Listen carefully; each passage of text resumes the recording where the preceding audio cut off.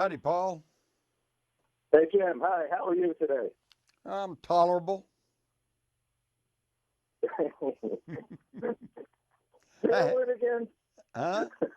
I'm tolerable. Tolerable. Yeah, I thought there was something that you said. I just wanted to make sure I heard it yeah, correctly. yeah, yeah. That's not bad. I'm tolerating it. All right. Well, I like you already. I'm tolerable also. All Good. right. Here we go. All right. Maybe. Maybe. All right. Hi, Paul Slack. It's Good News Planet. I'm here speaking with Jim Morris. Hey, Jim. How you been? Well, I'm pretty tolerable today. I love when you say that. That's pretty wild. So Jim is a wonderful author, and he's been flying around for a long time. And we're going to talk about UFOs and the investigation of UFOs, alien agenda. I guess was maybe one of your first books will tell us. No. And back in '97, and I want to know, does your name, Jim Mars, does that have anything to do why you're doing this kind of work? That does seem kind of apropos, doesn't it? But no, actually not. I signed up to be a journalist way back there at the university and got a degree in journalism and worked for various Texas newspapers. But I just got a little bit bored with the usual government corruption, conspiracy, crime stories, automobile crashes and stuff. And so I began to look out to see what other things were going on this planet. And there's lots of stuff that we're not being told about. There's ancient artifacts. There's ancient narratives. One of the commonalities of all the ancient peoples of the world is flight. They all talk about people flying through the air and coming and visiting them and giving them knowledge and giving them information, teaching them how to do things. The ancient Sumerians, for example, wrote in their cuneiform tablets, they had 4 types of beer. You know, how does somebody figure out how to make beer? They said that these people that came from the sky taught them how to make beer. So see, aliens might not be all bad. No, I think it's good. And, and, That's good. I wish I was there. yeah, exactly. In fact, right now, see, I'm real excited to see that L. Ron Hubbard's book, Battlefield Earth, is being reissued because that's a real interesting, rollicking science fiction story. And yet, I think it's pretty apropos for today. Because what's interesting is that the aliens in Battlefield Earth, they didn't come here just to destroy us and blow up everything, kind of like in the movie Independence Day. They came from the Intergalactic Mining Corporation to come and strip the minerals from this planet. And oh, yeah, those pesky humans kind of get in the way. And if you think that sounds far fetched, I think Hubbard's really trying to tell us something because if you think about the Europeans that came to the North American continent, that's kind of the same thing that happened there, right? Yep. You got something going there. So, do aliens life exist? And are they, like in my backyard? Oh, I think they're here, but again, historically, we see they've been here all along, all throughout history. So I'm not too concerned about a big invasion and blowing up our cities and things like that. But I think also I have to agree with Stephen Hawking, who was kind of warning that maybe we better be a little bit cautious about, meeting people not from this planet because you really never know whether they're good, they're bad. I use the analogy, Paul, that you see an airliner going overhead. Well, it's full of people, but how do you answer if somebody says, "Are they good or are they bad?"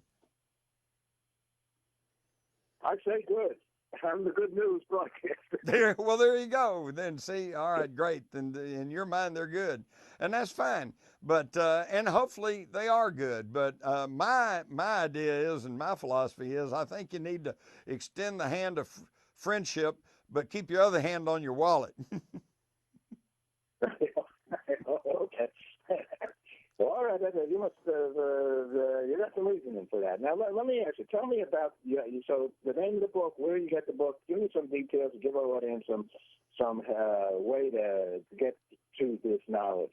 Okay, well, I'll give you 2 books. The one that I was mentioning, Battlefield Earth, it's really a good rollicking story about how that the Earth people that are surviving get together and throw off these alien overlords. So that's a great novel.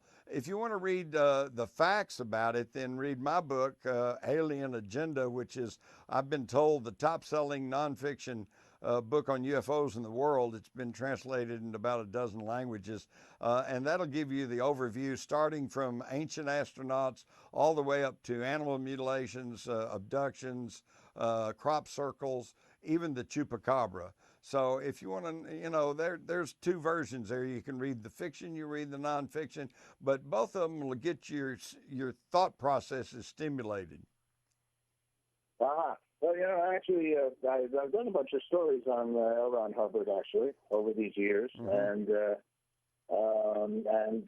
was definitely a forward thinker, right? I mean, they did those, I believe, those the cartoons, and then he had all this artwork, and right. He was sort of a little bit of a Jules Verne in a different way. That's true, and see, I was reading science fiction way back there, and I was reading L. Ron Hubbard right along with Robert Heinlein, with Isaac Asimov, Arthur C. Clarke. He was one of the mainstays of early day science fiction, long before he got into all of his other pursuits. Uh-huh. So science fiction, I mean, they just had a big special on PBS on Hawking. I think science fiction right now is very, very popular. Becoming more so. What do you think? Absolutely, absolutely. Well, look at all the movies and stuff, and the Marvel comics and everything else. I mean, it's all going science fiction, except what's interesting, Paul, is that what was science fiction, say, in the 40s and 50s is now reality. I remember Dick Tracy with his wristwatch radio TV thing. We just thought that was just the wildest thing going, and now we got it. Of course, they're called cell phones, but we don't wear it on our wrist, but it's the same thing. So I think we look to science fiction to tell us what's coming up in the future. You're a varied guy, though, in your writings. Besides your professional, you should be doing this interview, actually. Definitely. Your book, Crossfire, was a source for Oliver Stone's film JFK, right? Yep, that's correct. And I was very gratified about that because, I was fully prepared to repudiate that film if I thought it did not come to the same conclusions that I had come to after so many years of research and study. But you have to understand, Paul, that he didn't just take my book and run with it. He had his own investigative staff headed by a very sharp lady named Jane Rusconi, and they backtracked on my book. They looked at the same documents. They even interviewed some of the same people, and interestingly enough, they came to the same conclusion. Where did your inquisitive? Well, think back, way back, a little boy time. What made you an inquisitive soul? I don't know. I guess I'm just always, I was always getting into things as a kid. And then I think the main thing, Paul, is that I've been an avid reader. And by the time I was in even the 6th and 7th grade, I had read what would be considered the classic books, Huckleberry Finn, Tom Sawyer, Tale of Two Cities, Dickens, Mark Twain. I'd read all of that. And that's why in say by the mid-50s, I'd already read all the classical stuff, even Kipling. And so I moved into what was then science fiction, although this was before they actually called it science fiction. I was reading science fiction before that was established as a genre of literature, which are now, as you so well said, today it's really big, movies and comics and books, and science fiction is huge. But back then it was kind of frowned on, like kind of a bastard son of literature. Except by the mid-50s, they finally just accepted it as a legitimate form of literature. Well, it's all good. I think that Epcot Center's mascot is Figment of your imagination. It's so cool. It's really cool. Jim, where does somebody find you on the internet? Do you have a website? Yeah, well, yeah, oddly enough, it's jimmars.com. That's JIMMARRS.com. And like I said, if you want to read the facts, read my book, An Agenda. If you want to read a great science fiction novel, read Battlefield Earth. Let me ask you two last quick questions. Thank you so much for speaking with us and sharing. What's good news for you, Jim? What's good news for me? Yeah, in any aspect of your life. Oh, well, I'll tell you what's good news for me is the fact that we are beginning to shed the establishment, okay?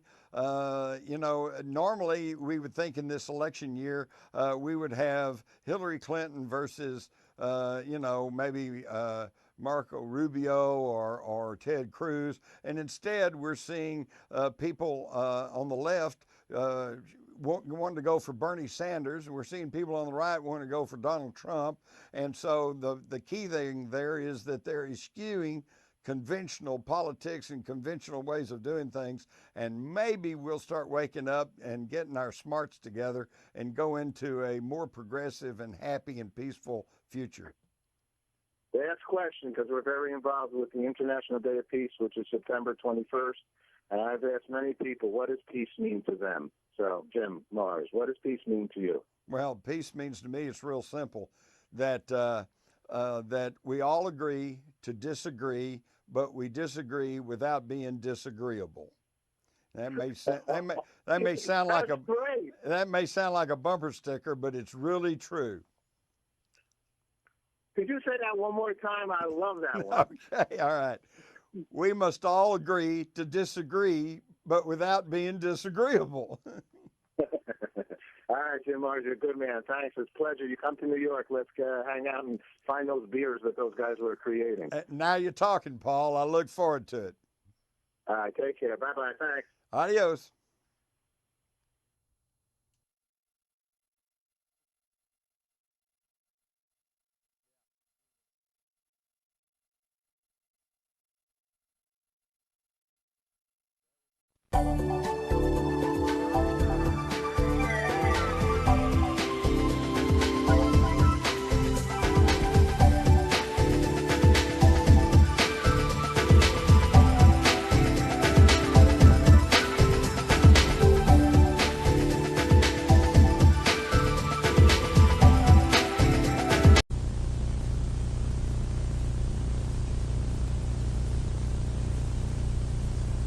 Ladies and gentlemen, the news at 11. Channel 1 had a special about yellow alert, so I worried a lot. Don't want to get hurt. Channel 2 said the flu was going around, so I got a flu shot and went out of town. Channel 3 said those flu shots are dangerous too, so I turned on Channel 4 to find out what to do. They said see a doctor so I could survive. In the waiting room, I waited and watched Channel 5. Channel 5 and a tranquilizer made me feel fine. Those soap opera problems are much worse than mine. But at home, Channel 6 had a story about pills and how people drop dead from prescription or thrills. So I called back the doctor as I watched Channel 7. A star was in rehab, news at 11. So I went into rehab, where I watched Channel 8, all about crime and murder and hate. And when I got home, I tuned in Channel 9 and watched blood and horror on some battle line. I took a deep breath and screamed, and then gave up and fainted as I watched Channel 10. When the paramedics woke me, the answer was clear. So I killed my TV and stopped living in fear.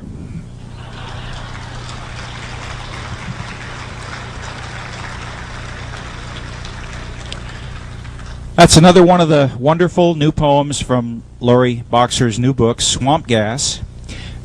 These are available for sale at the Congress Book and Tape. Wonderful stuff. Laurie, are you in the room? Laurie, if you're in the room, stand up. There she is. Okay, let's give her a hand. This is the young lady that writes these marvelous poems. Okay, ladies and gentlemen, our next speaker, he doesn't need an introduction. I mean, he really doesn't. New York Times best-selling author. He had his book, Crossfire, made into the film, as you all know, on the Kennedy assassination. He's written the #1 selling book ever on the alien phenomena, alien agenda.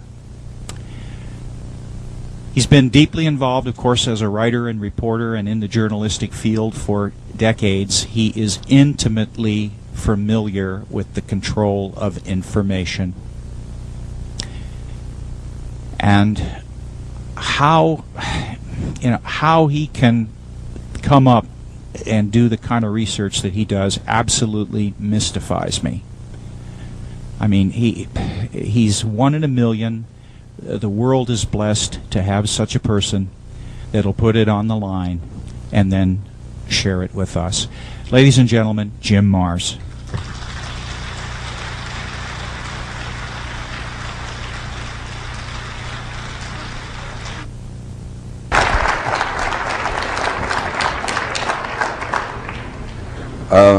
Hopefully I'm on this mic, so that way I can move around.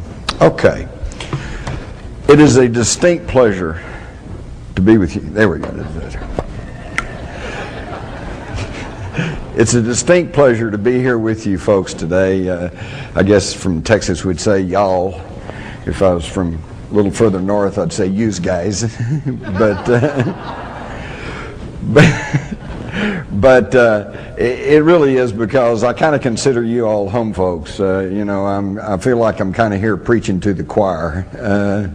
You people are the ones who come out of your homes, turn off that TV, that daily drumbeat of fear and depression, and actually come out to try to find out what's really going on. So today I'm going to try to share some of this. We got a lot of ground to cover, and I may just get to rattling. So if you miss something, buy my book.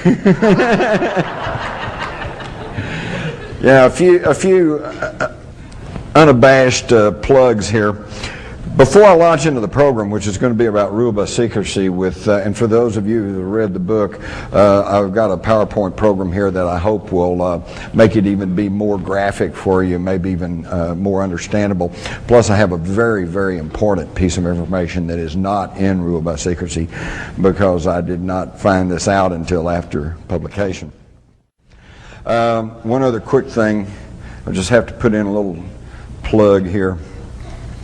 I don't have to remind you of the war rattles and the saber rattling that's going on today in regards to Iraq and also North Korea.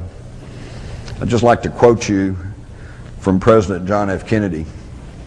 And this was back at the time of the Cuban Missile Crisis, when people were actually pointing real missiles at the United States.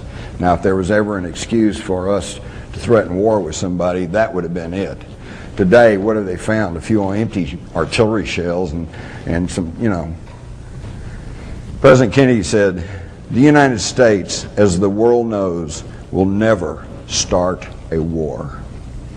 We do not want a war. We want to build a world of peace where the weak are safe and the strong are just. We labor on, not toward a strategy of annihilation, but toward a strategy of peace. Think about that, folks. How far have we come?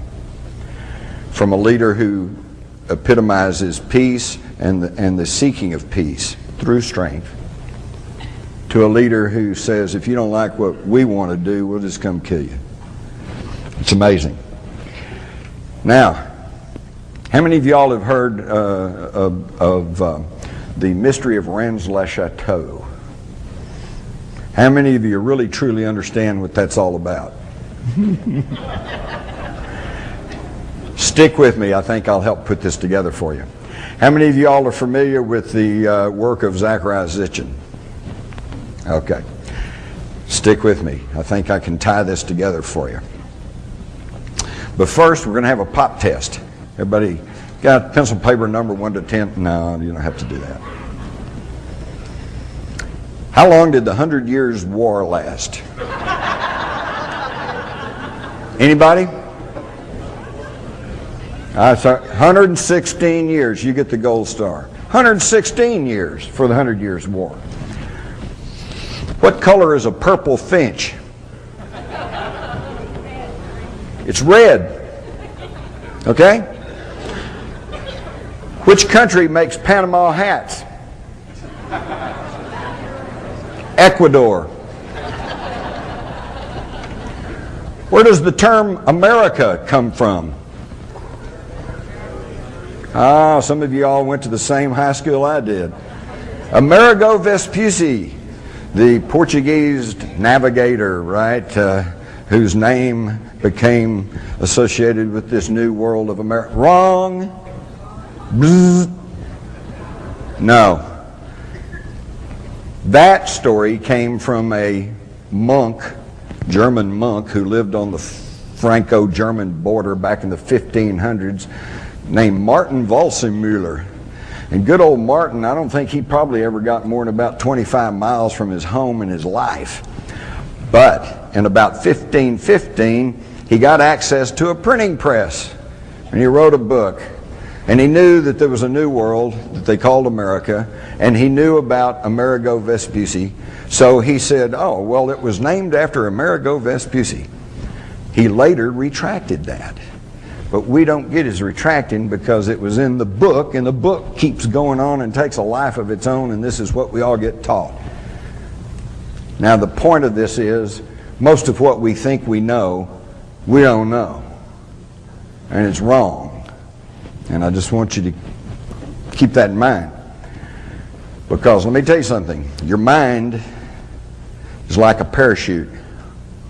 It works better when it's open.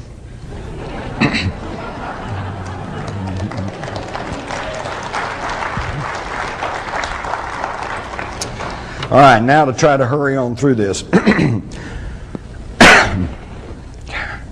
I do fine until I get up in front of people. I guess y'all make me nervous. You notice how nervous I am. Rule by secrecy, the hidden history that connects the Trilateral Commission, the Freemasons, and the Great Pyramid. Now,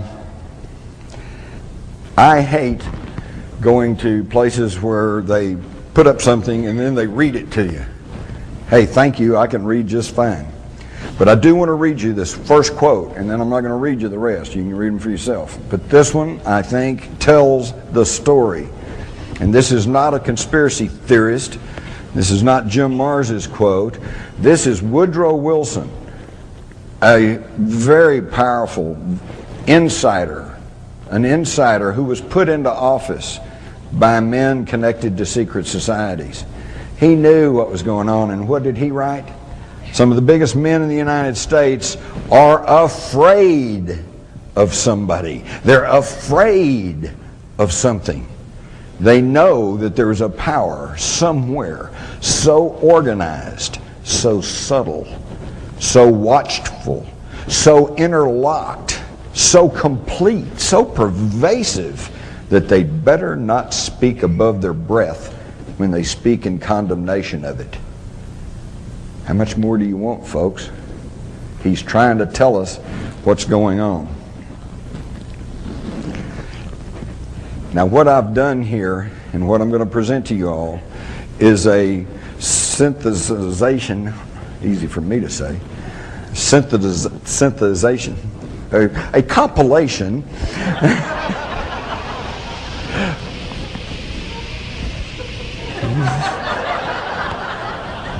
maybe they're landing, I don't know, of more than 300 books. And what I'm going to be trying to show you today is bringing together two heretofore believed unconnected topics of research. We'll start with the Trilateral Commission, which is one of the more recent ones. This was formed in 1973 by David Rockefeller and one of his henchmen, Zygmunt Brzezinski.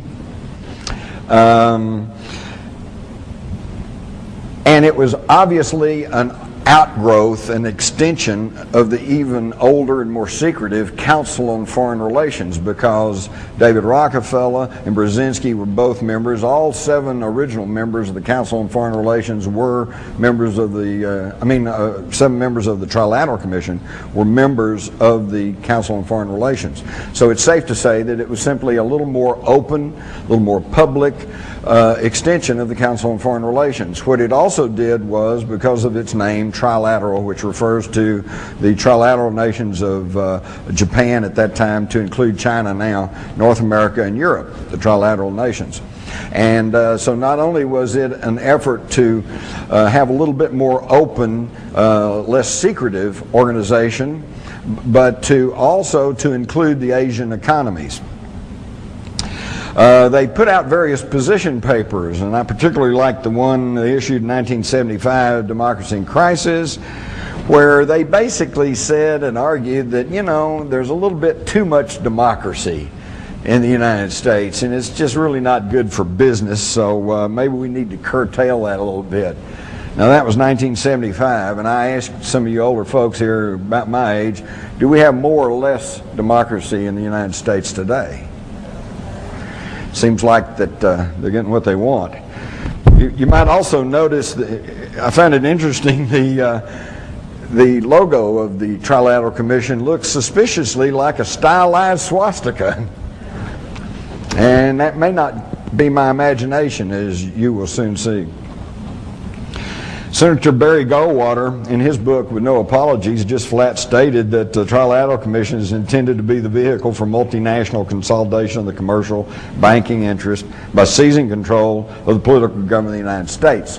And in fact, that seems to be what exactly is going on right now, is a merging of corporate with federal government. Which brings us to George W. Bush, who I call a post-turtle. Some of you say, what's a post-turtle? Well, that's a term we have down in Texas. You're driving down a country road and you see a turtle perched up on top of a fence post. That's a post-turtle. You know he didn't get there by himself. You know somebody put him up to it. And you know he can't do anything while he's up there. And basically all you want to do is help the poor creature down. Post-turtle. If it wasn't so serious about what's going on, it really would be pretty laughable. So now that tracks back to the even more secretive Council on Foreign Relations. This was formed in 1921 by a group of people that were including Colonel House, who was the right-hand man, shadow to Woodrow Wilson. And their whole avowed purpose was to educate the American public on the desirability of global government. And why did they feel like they had to do that? Because they had already made their first attempt, the League of Nations. Okay? But it didn't work. Why? Because the Senate of the United States said, I'm not sure we're ready to give up our national sovereignty. How many times have you heard the politicians in the last year or two talk about sovereignty? They don't talk about it, do they? For that matter, when's the last time you heard a national politician refer to the republic? They don't talk about that much either, do they? And while we're here, let's stop and briefly and let's explain what I'm talking about here. Oh, all they talk about is democracy. Democracy. God save democracy. We love democracy. The terrorists hate democracy. Well, what is democracy? Democracy is ruled by the majority. What's the primary example of democracy in action? A lynch mob. Okay? Everybody says lynch him, so they do. Folks, this is not what we were handed by our ancestors. This was never intended to be a pure democracy. What we are supposed to have in this country, with its Constitution, its Bill of Rights, is a democratic republic. Now, what's the difference? In a pure democracy, the lynch mob. Lynch him, okay? You string him up. In a democratic republic, you have to go through a system of laws, checks and balances, courtroom procedure. You have to give the guy a fair trial. There are certain procedures and laws that you have to follow. He has the right to meet his accuser. He has the right to defense. He has the right to cross-examine the evidence and the witnesses against him. And then if he's found guilty, then you can hang him. Okay? That's what we're supposed to have. And this is not what we have now, is it? Now they can grab you, lock you up, and if one man, John Ashcroft, who's up until 9/11's whole claim to fame was throwing covers over the bare breast of statues in Washington, D.C. because he was upset. Oh. Talk about a boob. I didn't say that. But on his word alone, you can be declared an enemy combatant and held without trial and without legal representation. They are stripping the liberties that we are guaranteed in this country. And it really is amazing to me, because if Osama bin Laden was indeed behind the 9/11 attacks, and there's still been no real proof that he is, but if he was, and if his goal was to destroy a democracy and to end our freedoms, he succeeded, hadn't he? But we know that some bearded guy over in a cave somewhere is not responsible for everything that's going on in the world today. Who's responsible are these people. Who's responsible are these people who have been working at this for hundreds of years. What's interesting is, notice, oops, they just cut the graphic. Can we put the graphic back up real quick? If you'll notice, over here is the CFR logo with the rider on the horse and the Roman, Latin inscription. And over here is a medallion of the ancient Knights Templars. Looks pretty close, doesn't it? Same deal. And the same objectives are going along. They consolidated all of this a long time ago with the formation of the CIA and with the National Security Act of 1947. The National Security Act of 1947 is really what began to sound the death knell for freedom and democracy in this country. It was signed on September the 27th, I believe, of 1947, and it's really interesting to see what happened there. Now, most of the things with the National Security Act of 1947 we're all kind of familiar with. We know it separated the Air Force from the Army as a separate branch of service. We know it created the CIA. We know that it changed the words, the title of the old War Department to the Defense Department, which is a pretty slick public relations move, because if you go back and look at that old War Department, oh, who wants a War Department? But under the old War Department, we only fought 3 wars. Spanish-American War, World War I, World War II. Under the Defense Department, where we're only going to defend ourselves, yeah, we got Korea, Vietnam, Kosovo, you know, Panama, you know, Grenada, Laos, Cambodia, you know, Colombia, you name it. I think we need to go back to the War Department. We didn't have near as many wars. But within these secret societies now, and everybody that's a member of the Council on Foreign Relations, or everybody that's a member of the Trilateral Commission, they are not all sinister conspirators who are trying to take over the world, okay? A lot of them are just wannabes, you know. They want to be there. They want to be taking over the world. Or actually, I would describe it this way. Remember when you were in grade school? And the thing you really wanted most out of life was to be able to sit at the table with the cool kids in the lunchroom. Boy, if I could just be with those cool kids, maybe I could get a date for Friday night, you know? That's what you really wanted. Well, these are the people who are globbed onto these secret societies. Most of them are not on the inner core elite. They are just wannabes, and they like to be next to the wealth and the power, okay? But within each of these societies, there is a handful of people that, like, and one is David Rockefeller. He's in all of them, okay? Henry Kissinger, you know. And there's certain ones who are at the inner core of all of these societies. They meet once a year in a group known as the Bilderbergers. The Bilderbergers are so secretive that they don't even really have a name. They're called the Bilderbergers because they were first discovered by the public meeting in Holland back in 1954. And they were founded by Prince Bernhard of the Netherlands, who had previously been a Nazi SS officer. And by the way, any of you all have Texaco gas cards? you do realize that Texaco is now bought by Shell, and Shell is that's the royal family of Holland, the founders of the Bilderbergers. So the New World Order marches on. Now, of course, then we've got Skull and Bones. I think we all know that Prescott Bush, the patriarch of the Bush family, and that George Herbert Walker Bush and George W. Bush are all members of the Skull and Bones. Now, there are some who argue that the Skull and Bones is the secret society behind the secret societies and that they run everything. I'm not convinced of that. There are plenty of people who have been inducted into the Skull and Bones and who have elected not to follow through on all their contacts and have gone on to live very respectable and good lives, okay? The Skull and Bones, however, is a springboard. That's where they take young men, they find the ones with ability, and more importantly, those that are compliant, and they groom them to become world leaders. And all you have to do is just go study about the Skull and Bones, and you'll find that there is an inordinate number of people who go on to take top government positions. Again, if this was really a free country, you'd think that we'd have some people from, you know, Southern Cal, University of Texas, Oklahoma, somebody. You know, there's got to be some smart people around somewhere. But these folks are always the ones that end up in power.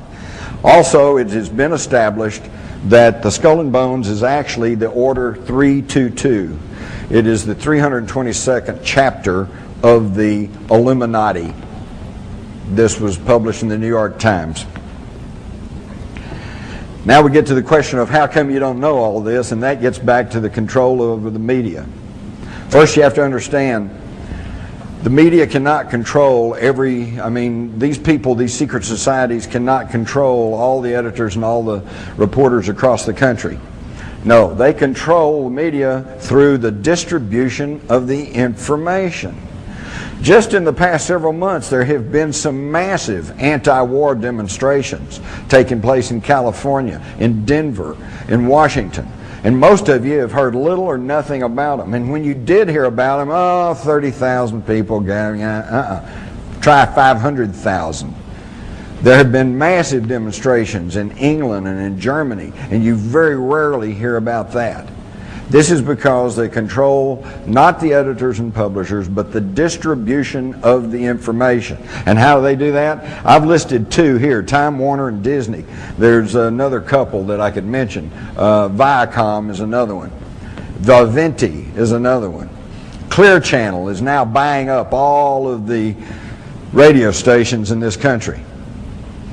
Clear Channel bought up Premier Radio not long back, and now two of its leading voices, Whitley Strieber and Art Bell, are no longer with us. Okay? And who owns Clear Channel? Well, it's connected to the Carlyle Group. That's Henry Kissinger and the Bush family. Okay? So they are clamping down on the access to information.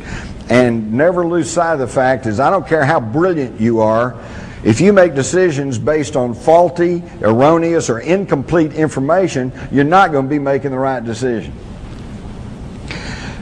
At the top is a note that was written to James Tucker, who used to write for the old Spotlight, now writes for the American Free Press, and he has tracked the Bilderbergers for years.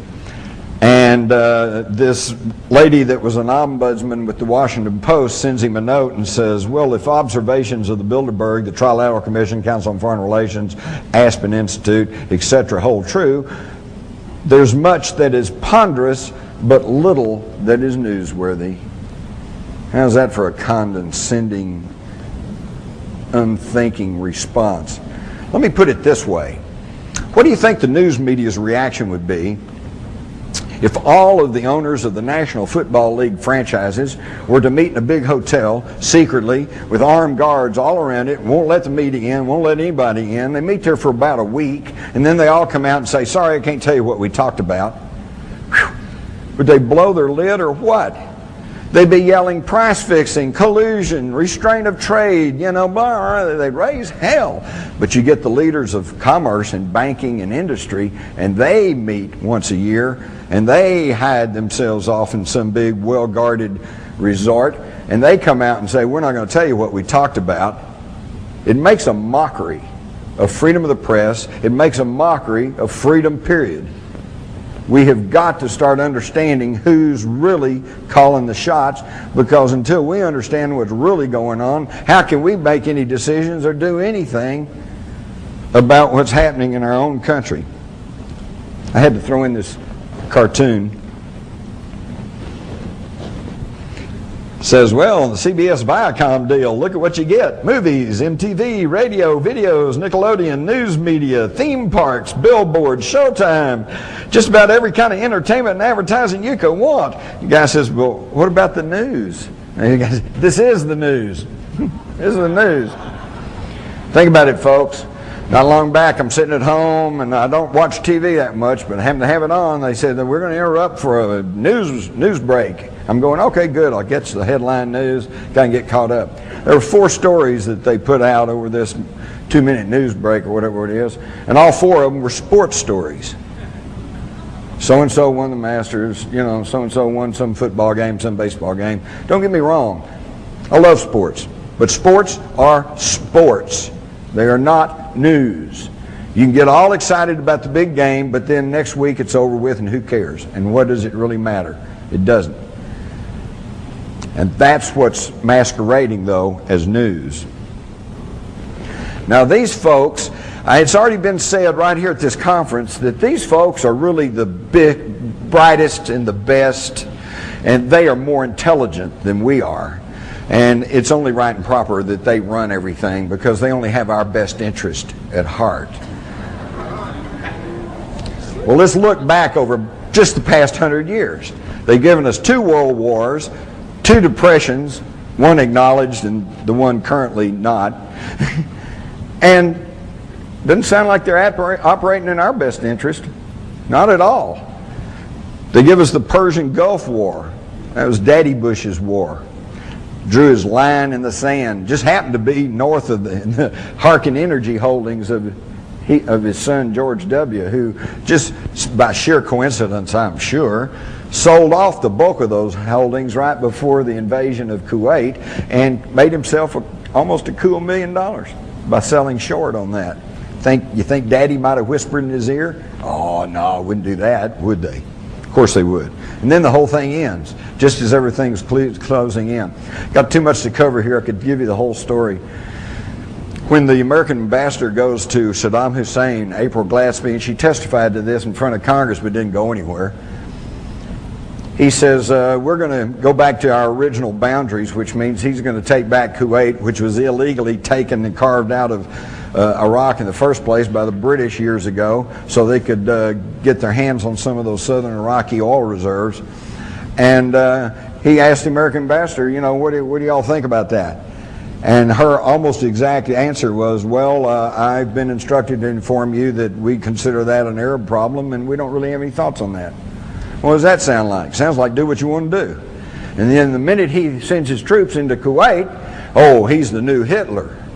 All right, and the Saudis put up a $12 billion war chest hidden in a secret account in London for George Bush to use to prosecute the Persian Gulf War. It's a deal, folks. It's just a deal. They're all just deals. This whole thing right now. I'll tell you what I suspect. We all know this thing about Iraq is about oil. But why do we need the oil? We got plenty of oil in the United States, and we're not getting that much out of the Middle East anyway. And besides that, we now have our troops in Afghanistan, which means we now control the Caspian Sea oil reserves.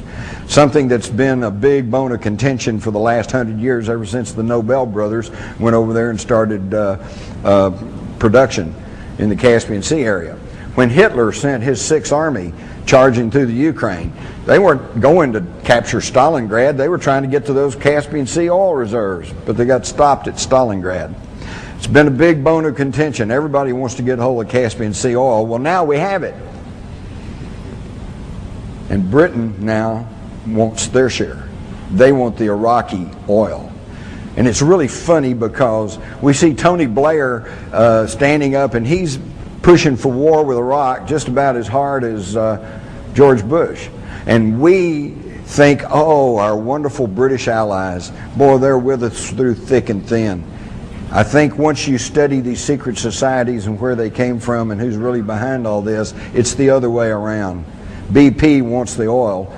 but they can't move British troops into Iraq because, quite correctly, that would be perceived as aggression. But the United States has already fought a war with Iraq, so we can go in and take it for them. And y'all just hide and watch. If we have a war and we have a regime change and we gain control over Iraq, you hide and watch if British Petroleum doesn't get a big chunk of that. It's all about oil. We all know that. And the problem is we're all so fat and sassy. Well, yeah, but I got to have gas for my car, man. I got to drive down to the 7-Eleven and get a pack of cigarettes, you know. I mean, yeah, it's only a block away, but who wants to walk a block, you know? We are just really we just have no idea of the misery in most of the world because we all have it so well. I mean, you know.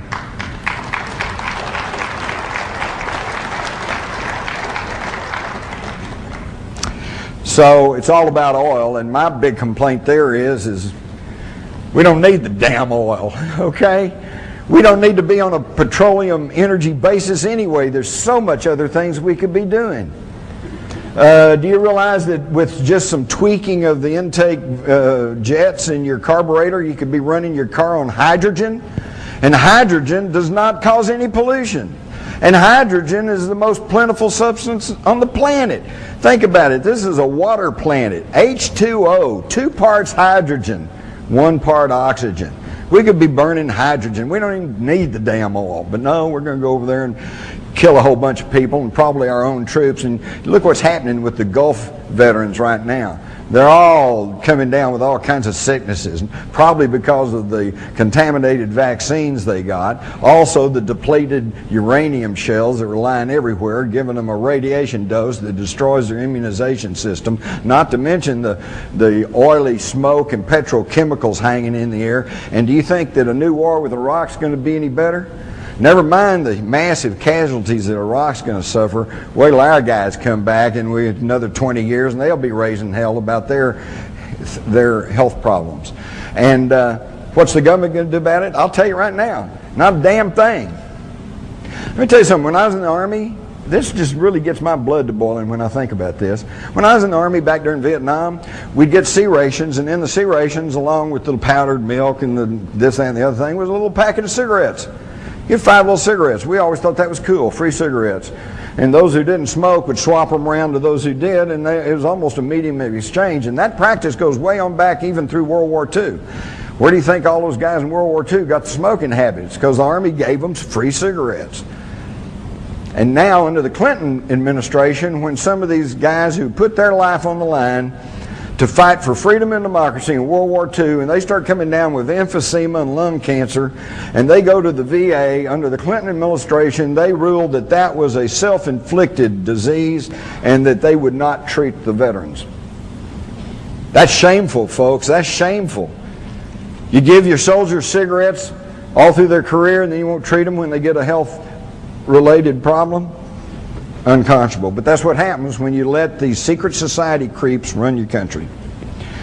Going back past the Gulf War, and now we get back to Vietnam, and Lyndon Johnson and his wise men, okay, he surrounded himself with about 12, 14 guys, and they were every one of them Council on Foreign Relations. In fact, Vietnam, the thing I never could quite figure out is why were we fighting 9,000 miles away from the shores of the United States? Well, let me tell you why.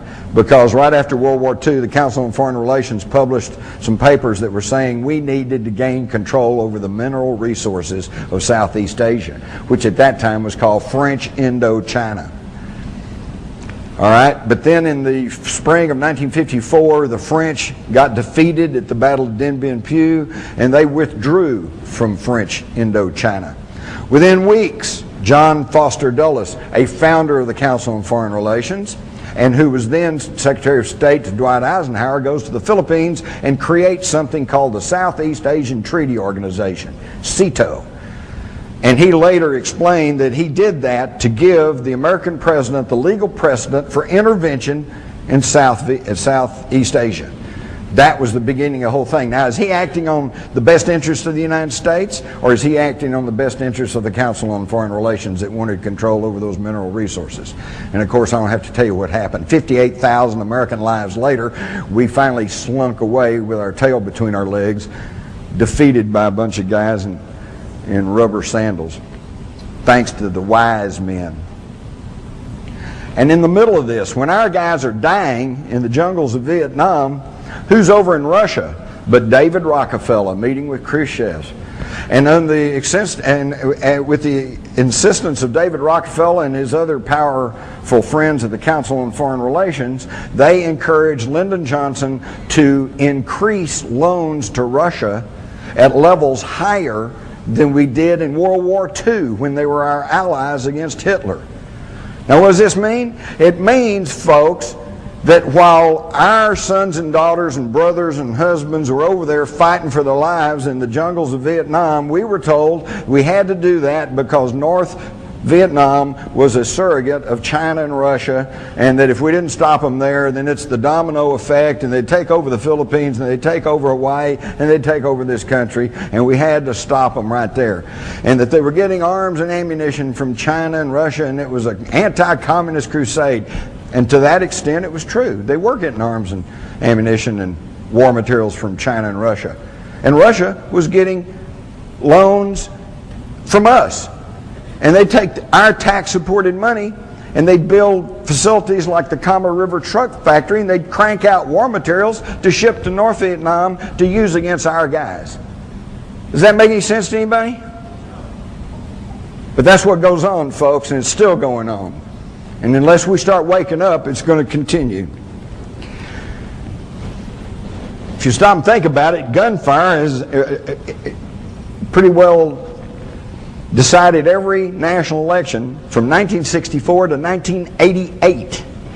64, Lyndon Johnson wins on the sympathy because of the JFK assassination. 68, Nixon wins after the reaction to the Martin Luther King and Robert Kennedy shootings. Then in 1972, George Wallace looks like he's going to pull votes from Nixon, and he's shot. 1976, Carter wins after there were assassination attempts on Gerald Ford. And then in 1980, Reagan is elected after an assassination attempt on Jimmy Carter. Jimmy Carter? You don't remember the assassination attempt on Jimmy Carter? Why, he had asked for national TV time in the late spring of 1979, and he was going to announce some sweeping changes in government, including curtailing the CIA. But then he goes to Los Angeles, and he's attacked by Raymond Lee Harvey and Oswaldo Ortiz. So Lee Harvey and Oswaldo were going to kill him in Los Angeles. There it is. You saw it in the Newsweek article, but you don't remember that, do you? Because it didn't get distributed in the news media. And right after that, he canceled his national TV talk, went to his seclusion at Camp David, called in everybody up to and including Billy Graham, and said, "I've lost control of the government." And he was out, and Reagan was in. And 2 months after Reagan was elected, he's shot. And if that bullet had been that much closer, it had hit his heart, and we would have had George Bush 8 years earlier. People don't think about that, do they? Oh, well, I guess that's a conspiracy theory. Speaking of, you're going to love this one. The Reagan shooting. All network tapes, you can clearly hear the sound of 7 shots. Bam, bam, bam, bam, bam, bam, bam. Hinckley had a 6-shot revolver. How do you get 7 shots out of a 6-shot revolver? And where did it come from? Up there circling red, the bullet that struck Reagan was at a downward trajectory. Go back and check the media. They accurately reported that. And Hinckley, though, is standing level with him over here in the crowd, back over here beyond that policeman. Up here is a sliding glass door with a human figure crouched behind that door. Was this the person who actually shot Reagan? We don't know, because there's never any investigations, because all that's just conspiracy theory. But of course Reagan was shot, and for months the person who was really in charge was George Herbert Walker Bush. You're going back to Korea, you find out that Russian generals were running the Korean War on both sides. Does that make any sense? And yet the bulk of the Allied troops was our guys. United States military supported by our tax dollars. We're really being taken, folks. Go all the way back to World War II. Again, I noticed it was mentioned here at this conference that, well, everything would have been okay except Hitler was the bad guy, and he kind of screwed everything up. Well, let me tell you, folks, do your homework. Hitler didn't just suddenly appear. Hitler, number one, was a military intelligence agent who was assigned to infiltrate the Nazi Party.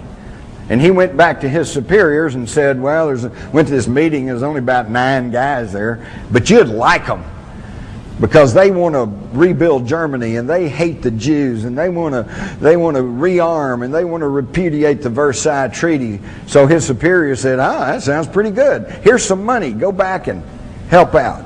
So they created Hitler. And then as he began to gain more power, who was behind him? Another secret society, the Thule-Gesellschaft, or the Thule Society, made up of some of the leading industrialists, leading intellectuals in Germany at the time. People, and also people who had an intimate working knowledge of the occult. All right? So now we can see that all of these secret societies have been working along. And it was the same thing back during World War I. Same people ran World War I. It's amazing, but at the time of the Russian Revolution, where was Lenin? He wasn't in Russia. He was in Switzerland. Where was Leon Trotsky, the communist key philosopher? He wasn't in Russia. He was in New York City working for Wall Street capitalists. And they gave him money, and they gave him all kinds of support to go into Russia and take over a popular uprising and change it into a communist government. Lenin was the same thing. We all know that he was put on a sealed railroad car and traveled through wartime Germany that was at war with Russia, and was sent on into Russia to take over the government and set up the communist system. And one of the people who helped facilitate that was a leading banker in Germany who also was very highly connected with German intelligence, and that was a fellow by the name of Max Warburg. Now, don't you find it passing strange that in World War I, Max Warburg, who was head of German intelligence and a big leading banker there in Germany, his brother, Paul Warburg, founded the Federal Reserve System in our country, and at that time was head of the financial end of World War I for the United States of America. Does nobody find that amazing? Here he is, Paul Warburg.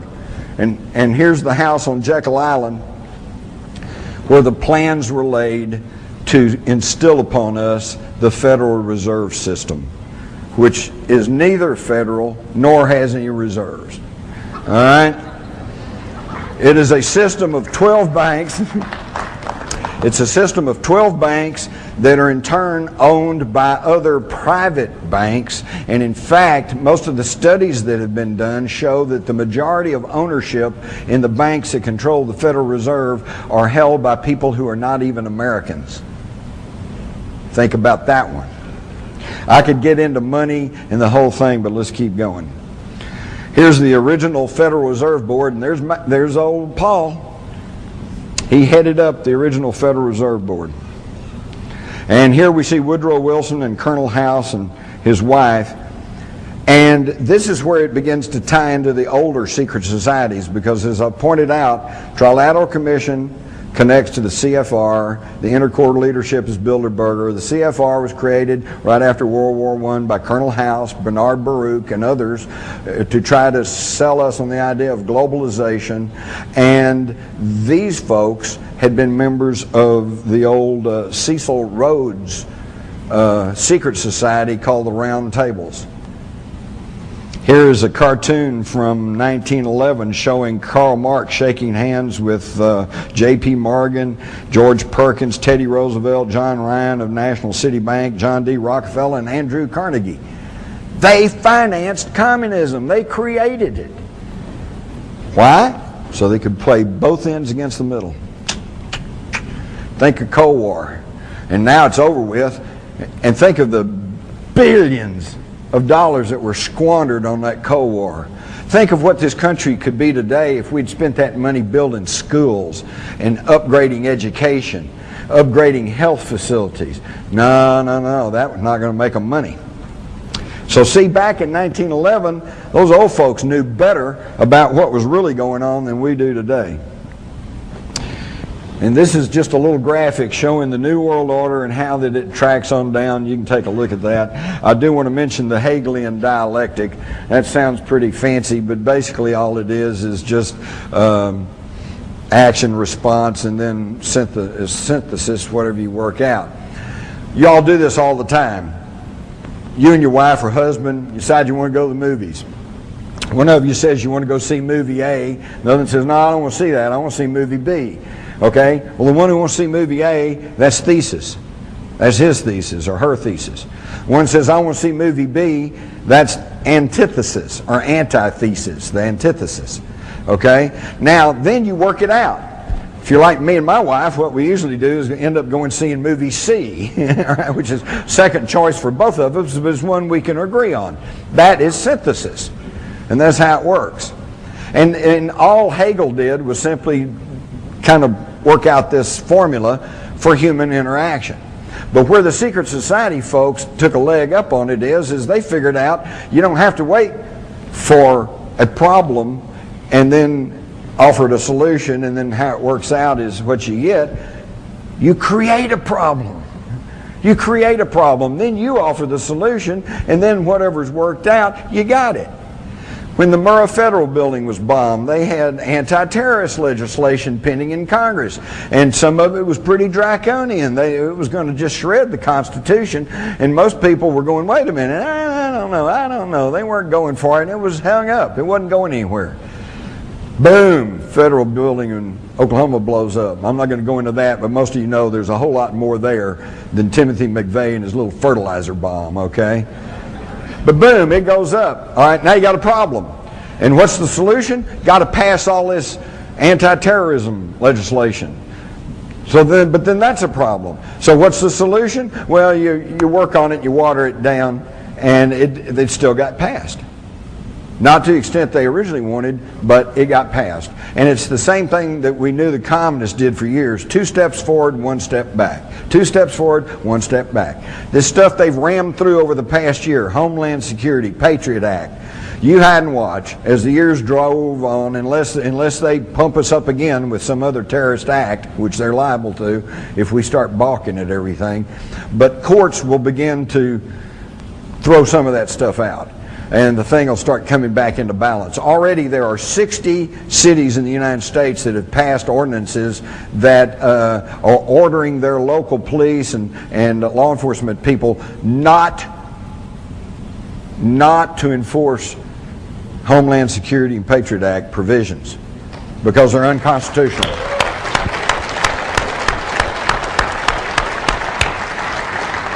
Of course, you don't hear much about that through the mass-controlled corporate media, but it's happening, and there will be a backlash. It will come, and things will balance out a little bit. But see, it's already on the books. And this Homeland Security thing, once you create that whole level of bureaucracy, I guarantee it'll never go away. The CIA is a good example. That was intended to be exactly what it says, the Central Intelligence Agency. It was going to be a small agency that was going to take the intelligence from the Army and the Air Force and the Navy and everybody else and coordinate it. And it was intended to stop duplication of effort. And instead it created a whole monster that we're still having to deal with. Okay? And it'll never go away. Homeland Security will never go away. We should never have passed it in the first place, but there was no debate, no talk. They got Homeland Security the night it started off. It was a 30-page thesis saying here's what we probably need to do, and by the time it got to Congress, it was 500 pages, and they got it the night before the vote. Now, folks, I don't care how smart you are, you can't read 500 pages, absorb it, think about it, and make an intelligent decision. And I'll tell you, for that one fact alone, and I'm not even going to argue the merits of Homeland Security, but for the mere fact that your representatives passed a law that they hadn't even read, I think should be cause enough for a recall. You ought to throw every one of them out.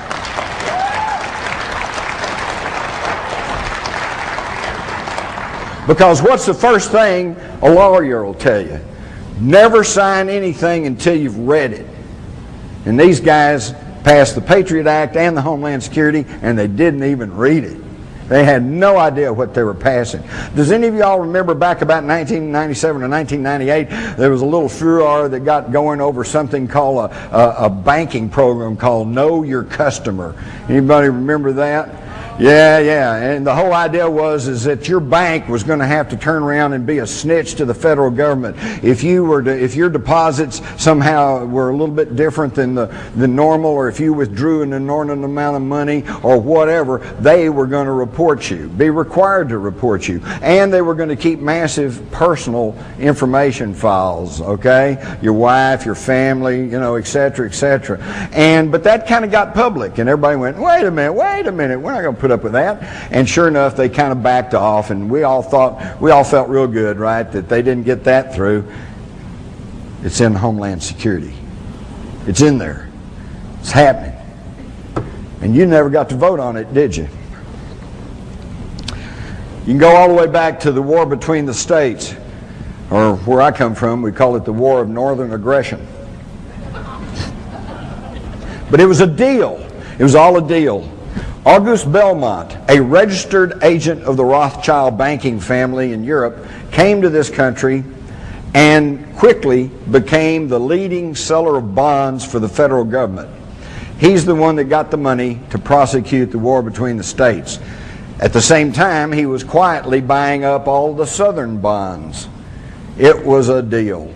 Even Chancellor Bismarck of Germany is on the record as saying that the war in the 1860s in the United States was contrived by the Rothschilds to split the country in half so that they could regain North America for the bankers in France and Britain.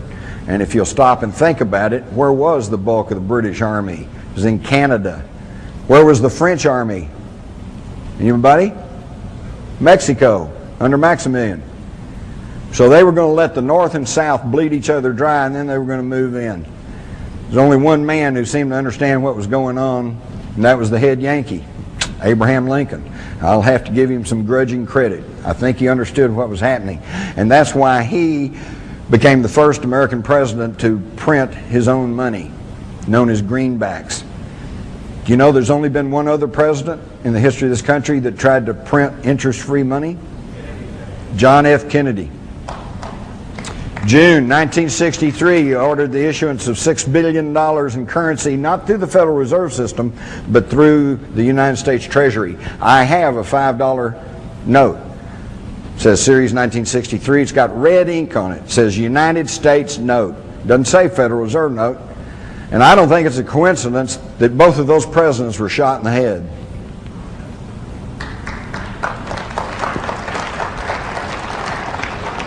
So now we can see what I call my pyramid of power. That's us down at the bottom. The poor, long-suffering public.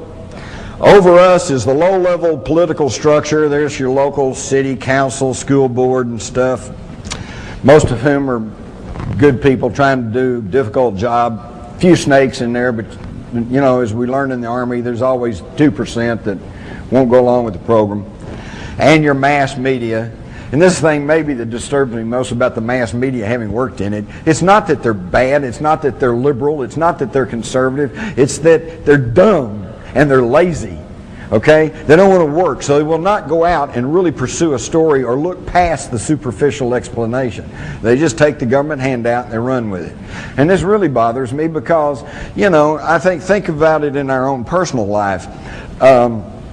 If you have a good friend and you find that friend is lying to you, then that upsets you. But that's a friend, so you try to forgive them and you try to rationalize and think, well, maybe they just didn't understand. Then you catch them lying to you again. Well, now it's going, boy, I don't know. Third or fourth time they lie to you, they're no longer your friend, are they? I used to just say, I don't want to have anything to do with that person. He's a liar. Well, the government has got caught lie after lie after lie after lie, and still they come out and say something and the news media just runs with it as if that's the gospel. And then it takes 6 months, 6 years, 40 years for us to find out that it was all a big lie. Then you come on up to your military intelligence agencies and your high-level political structure. Then you come on up to the multinational corporations and the hub of the New World Order, the United Nations, and its now military arm, NATO. Okay, and then you come on up through the Council on Foreign Relations, and you notice they're not even at the top of the pyramid, because you get up higher and it even gets higher, and then you get up to John Coleman calls the Committee of 300, others call the Illuminati, and then you got a big question mark, because who's telling those people what to do? Now we start into real history. I'm not going to really belabor you about Freemasonry, other than to tell you that you might want to be aware that the first third party in the United States was the anti-Masonic Party. And they broke the back of Masonic Freemasonry back in the early 1800s, and it never quite recovered until after the Civil War. Within Freemasonry, this isn't my theory, this is what Masonic historians and writers will tell you, if they're honest. There's a huge outer circle. Well, first let me say this. There's a tremendous difference between European Freemasonry and American Freemasonry.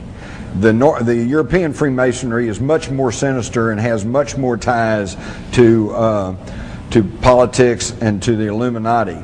But the North American Freemasonry is much more of a kind of a fraternal order, and they do great things. Their burn centers are wonderful. But within Freemasonry, in both sides of the ocean, there's an outer circle, and then there's a little inner core circle that knows what's really going on and what their agenda really is. Now, don't bother to ask a Masonic friend if that's true, because he will tell you no. And that's because he's either part of the outer circle, in which case he really truly does not know that there's an inner circle, or he's part of the inner circle, in which case he's taken a blood oath never to reveal that. Okay? But Freemasonry is where a lot of these thoughts, ideals, and knowledge has been passed along, because the men who made up Cecil Rhodes's roundtables, which were the progenitors of the Council on Foreign Relations, Trilateral, etc., were Illuminized Freemasons.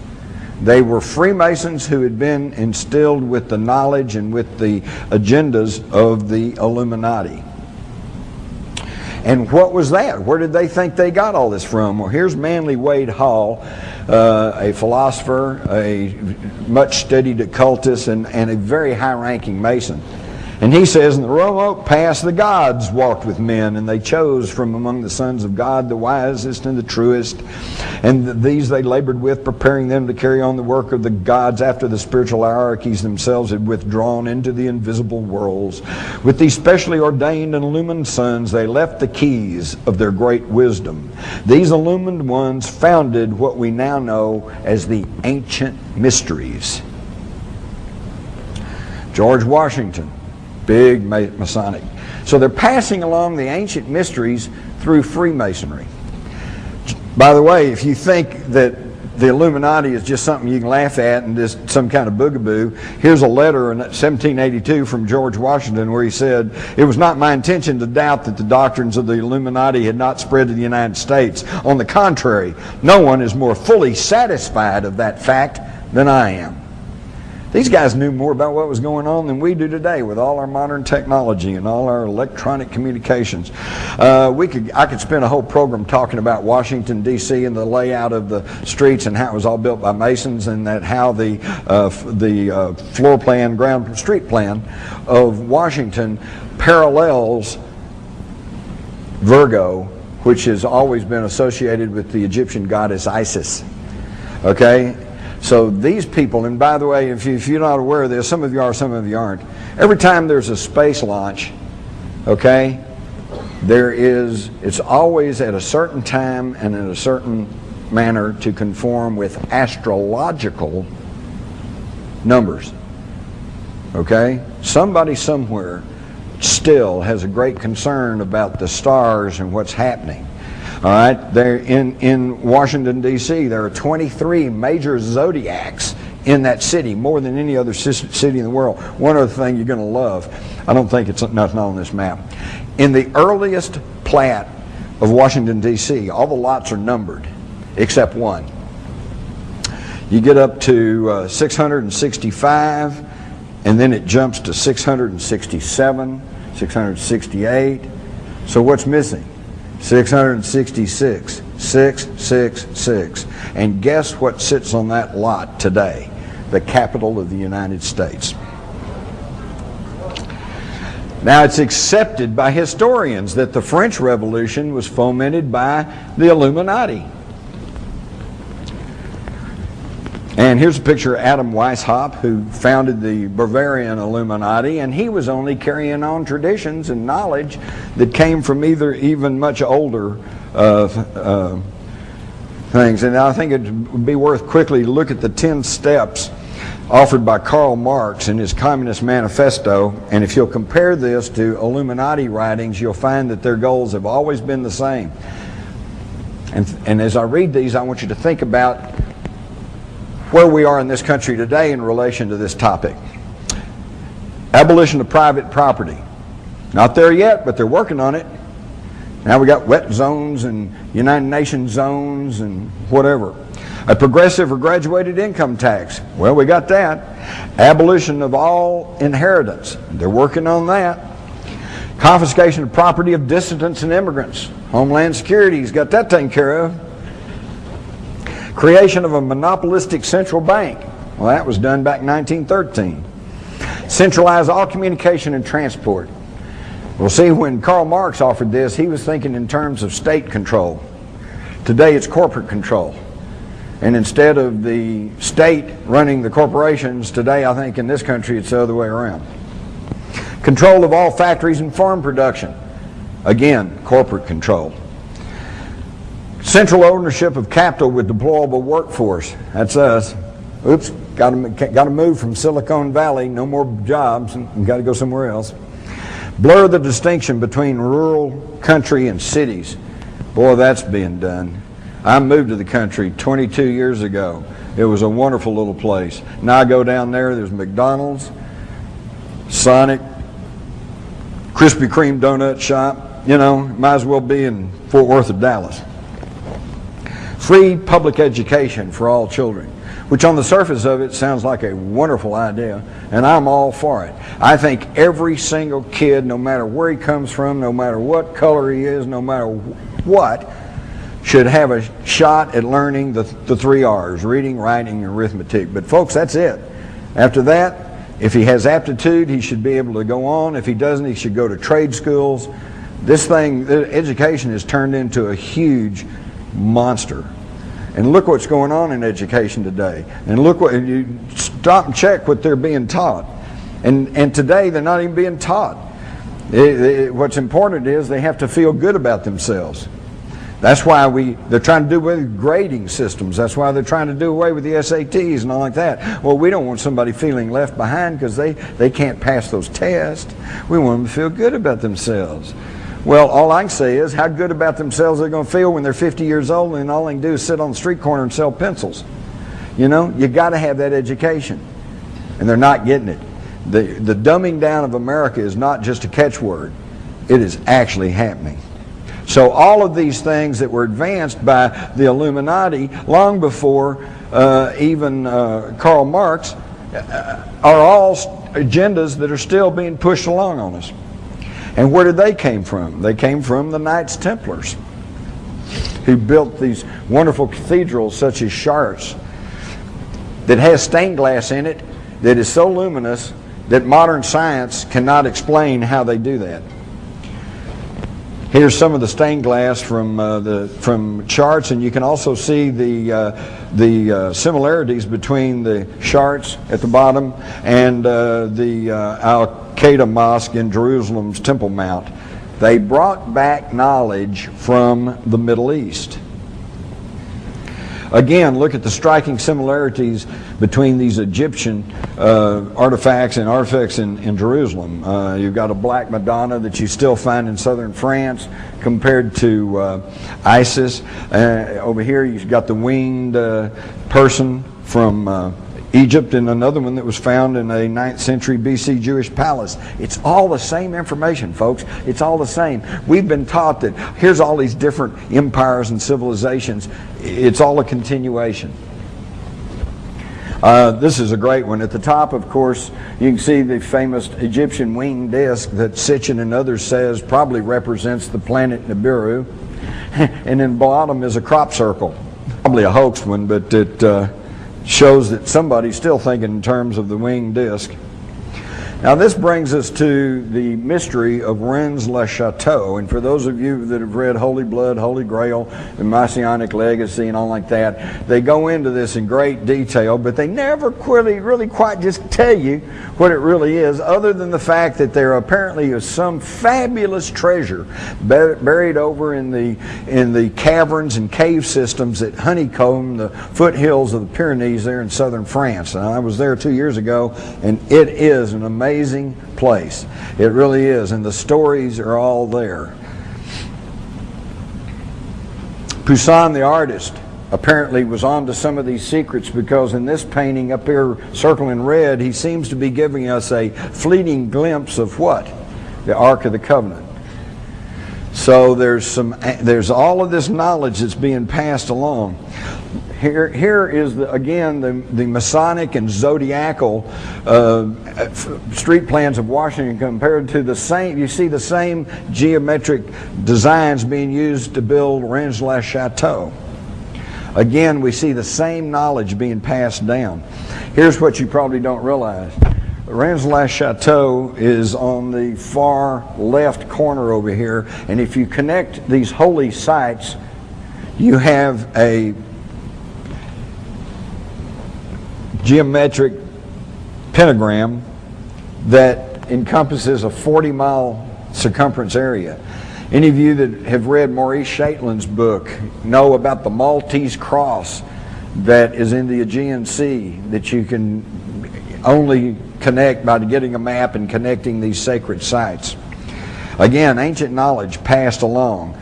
Some of it lost, some of it gets distorted, but it's all coming down through the secret societies. And where did it all start? It started in southern Iraq, also known as Mesopotamia. In the Bible, it's referred to as the Chaldees or Chaldea. Now, one of the tragic things of the turmoil that's going on in the Middle East is the fact that what you actually have are cousins, family people fighting each other, because the Arabs trace their lineage back to the biblical patriarch Abraham, and the Jews trace their heritage back to the biblical patriarch Abraham. So they're all related, but they can't get along. If we could go back to that, to the map, the Bible tells us that Abraham came from Ur of the Chaldees. So he was not a Jew. He was not even a Semite. He was a Sumerian. And he had knowledge from the ancient Sumerian culture. And he brought that knowledge where? To Egypt. This is where the great Egyptian civilization got started, with the knowledge that was brought out of Mesopotamia. Now we get to the question, and now the rest of it, more knowledge was brought by Moses. Except who was Moses? There is a very cogent argument to be made that Moses is not a name, it's a title. Moses, meaning the pretender to the throne, the one true heir. And now we go and we look at the story of Moses. Oh, he was hidden away as a baby. He was placed in a basket of bulrushes, floated down the river to relatives, raised by foster parents, educated as an Egyptian, believed in the one true God. Now, you know what? If you go back and study about Akhenaten or Amenhotep IV, you find that it's the same story. Hidden away as a baby, placed in a basket of bulrushes, floated down the river, raised by foster family. The foster family were Hebrew slaves. Well, y'all know, any of y'all who have adopted or are adopted or are adopting children, your real parents are who raise you, not who gives birth to you. Okay? We all know this. So Amenhotep is raised by Hebrews who instill in him the idea of a one true God. And when he assumes the throne as Pharaoh, he changes his name to Akhenaten, meaning the one who worships Atim, the one true God. And even in the Bible, it says he was an Egyptian or had great knowledge of Egypt, was very powerful in Egypt. How does a Hebrew slave get that? So now that whole story takes on a whole different coloration. And when he is overthrown because he's shaken up the religious hierarchy of the day, which was making tons of money because everybody had to pay homage to all the various gods. They didn't like that, so they overthrew Akhenaten and they banished him. And when he left, he took his family with him, the Israelites or the Hebrews. And they considered him still the one true king, or Moses.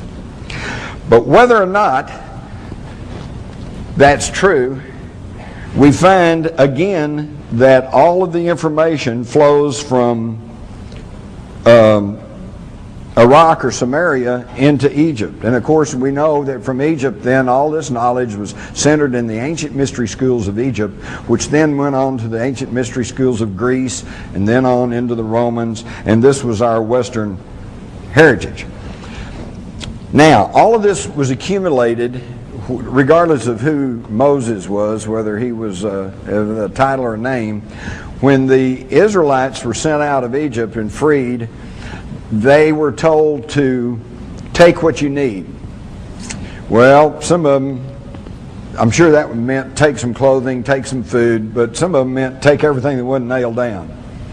And they took gold, silver, they took scrolls, they took all kinds of things on their travels in the wilderness. And we know that during their travels in the wilderness, they attacked and conquered a variety of people and city-states. And as was the habit in that time, oops, are we out of time? Oh, thank God, I saw something here. Okay, good, we're on track. I got to wrap this up though, because I know you're going to have some questions. So I'll make it quick. So they got this vast treasure hoard, gold, silver, but they've also got knowledge passed down from Samaria. And I'm sure they got tired of lugging all this through the desert. So at one point, Solomon built a huge temple. And part of it, of course, was to worship. Part of it was to house the Ark of the Covenant, their communication device for God, and to house and warehouse all of this fabulous treasure. So what happened to it? Interestingly enough, when the Romans took Palestine, they didn't just move in and conquer it. They worked a deal. They said, look, if you'll let us, you can keep your king and you can keep your lifestyle if you'll just pay homage to Rome. And they said, okay. And King Herod was installed, built his palace over at the same place as the old Solomon Temple there on the Temple Mount in Jerusalem, which is now, of course, a Muslim mosque, the Dome of the Rock. But then the Jews began to chafe under the Roman leadership, and in 66 AD there was a revolt. I'm sure it didn't just start overnight and it didn't end overnight. The Romans then sent troops in and they conquered the whole thing. Well, when they came in, they sacked Jerusalem and they sacked the temple. King Herod's palace at that time, formerly the Temple of Solomon. But they didn't get everything, because the Jews knew what were happening, and they took everything they could and they buried it under the temple in a series of cave systems and stuff, and they carefully hid it away from the Romans. But the Romans nevertheless got a good portion of it, maybe even half or something, but they got a good portion. And what did they do with it? Well, they took it as booty back to Rome. 400 years later, Alaric the Goth sacks Rome. And again, as the way it happens, they took everything out of there. They took half the treasure of Solomon, and they took it back to their home stomping grounds, which was where? The Languedoc region of southern France. And they hid it in the cave systems down there. And this was both the wealth, treasure, and particularly the information and knowledge that was passed along to a group of people that became known as the Cathars. And the Cathars then were a thorn in the side of the Roman church because they had straight information. They had information that went contrary to what the Roman church was trying to put out, and that's why they never went along with their program. This, of course, gave rise to the Albigensian Crusade, where the Pope sent a papal army through the Languedoc region and murdered everybody that was suspected of being a Cathar. That's where the expression got started, by the way, when they besieged the town of Béziers. They sent a message back to the Pope and said, how are we going to know the Cathars from everybody else? And the Pope is supposedly told him, he said, well, kill them all and let God sort them out. And we've heard that same quote. I heard that during Vietnam. You know, how do we tell the VC from the Vietnamese? Kill them all, let God sort them out. So this, but they didn't, obviously they didn't kill all the Cathars. Some of the wealthy families there in southern France were Cathars. And they knew, because they had access to this knowledge, that the rest of the treasure of Solomon is buried over beneath Herod's palace in Jerusalem. So they fomented the Crusades, ostensibly to retake the Holy Land, but in reality these French families, the Blanchards and Saint Bernard and these folks, they knew this treasure was over there and they wanted it. And so sure enough, in 1099 they conquered Jerusalem, and who shows up but 9 knights from southern France, all connected to these Cathari families, and they say, we want to form a new military order called the Knights of the Temple. And so King Baldwin says, okay. And so he allows them to form the Knights Templar. And they were supposed to be guarding the roads there, but they never did. What they did was excavate under the temple and regained the rest of the treasure of Solomon. Again, not only a treasure of gold, silver, and precious stones, but a treasure of knowledge. And they hauled it from Jerusalem back through Rome and back into the Languedoc region. And now at this point, the treasure of Solomon is reunited and hidden away in southern France in the area of Rennes-le-Château. That's what the mystery's all about. That's the treasure. Now, whether Father Saunier ever actually found the treasure is open to question. I suspect not. But he knew that that's what it was all about. He knew that this was in the right area, and that's why he was suddenly wealthy and all the strange things went on with Rennes-le-Château. And this was just a picture of the knights that they showing their Maltese cross. And of course then the Pope goes after the Knights Templars because he knows that they have dangerous information plus wealth. What happened to the reunited wealth near Rennes-le-Château? In March of 1944, Otto Skorzeny, the guy in the cap with the binoculars, leads a battalion of SS troops to southern France, working off of the notes and publications of a German named Otto Rahn, who had been to Rennes-le-Château several times in the 20s and 30s and had working closely with Heinrich Himmler and his SS group that was heavily involved in the occult. They felt like they knew where the treasure was, and on March the 16th, 1944, they send the Germans into they couldn't do it before then because southern France was part of Vichy France and technically was supposed to be free France, and they didn't want to cause any more trouble. But in September of 43, Rome fell and Mussolini was deposed, and at the same time that the Germans rescued Mussolini off the mountaintop, they also poured into southern France and took over the whole country. So now they're able to freely operate in France, and they sent troops down there in March of 44. He sends a one-word telegram back to Berlin on March the 16th that says, "Eureka! I found it. The greatest, most fabulous treasure in the history of the world, both of riches and of knowledge, is now in the hands of the Nazis." They took it back to Berchtesgaden, which you can see the diagram here has an underground labyrinth of hidden systems and caves and bunkers and everything else. But it probably did not remain there. It was taken out of Germany on something called Aktion Adlerflut, or Operation Eagle Flight. This was instigated in August of 1944 by the head of the German Central Bank and the head of the IG Farben Combine and Martin Bormann, who by that time was running the show. Hitler was pretty much over the edge with megalomania, plus all the drugs that he was being fed. These guys took the combined wealth of Europe that they had looted, plus Solomon's treasure, and they created 750 corporations all around the world. Their connecting banks were the Bank of International Settlements, the Deutsche Bank, which today is still a powerhouse in the financial world, Chase Bank, which later became Chase Manhattan, and I particularly want you to notice Union Banking Corporation.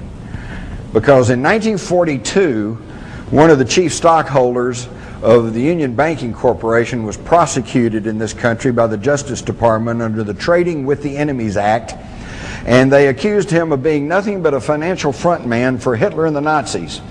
And that man was Prescott Bush, and also his father-in-law, George Herbert Walker. So when you hear people say that these people running the country today are a bunch of neo-Nazis, I want you to stand up and say that is not so. There's nothing neo about them. They're the real old Nazis.